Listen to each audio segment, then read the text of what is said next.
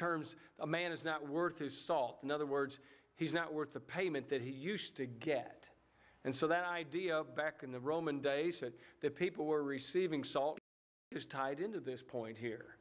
As far as the impression that salt has. It has a value. It has an essence. It's a preservative. It adds flavor. It does a lot of things. Salt is something you notice immediately. He said, you're the salt. You've got to make a difference in the world like salt would do to any good meal. And then verse 14, as I started to quote a while ago, you're the light of the world. Light. Always talked about, as Keith spoke of, in a good light, as we say here. It had always a good reference. Light was never equated to anything that was bad or evil. Darkness, however, that was the thing that definitely was evil. It's interesting that in the very beginning, the first thing that God creates is light. Let there be light. Darkness was dispelled by the power of God, and now he's looking at us and he's telling us we've got to do the same thing, reflecting God's light. You're the light of the world. Some of us might think, well, I'm not that important. I don't have that much power. And the point that we're getting at here tonight is that a city set on a hill can't be hidden.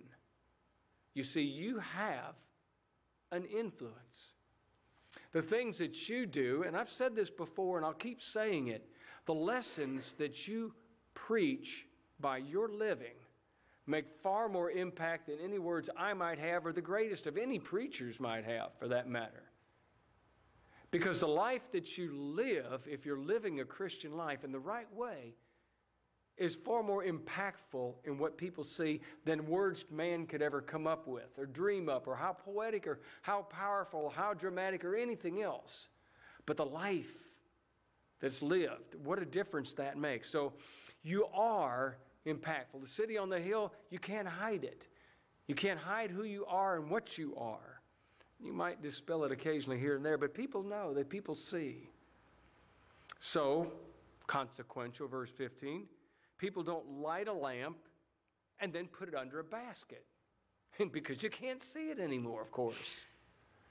But rather, they put it on a lampstand, and then it gives light to all that are in a house.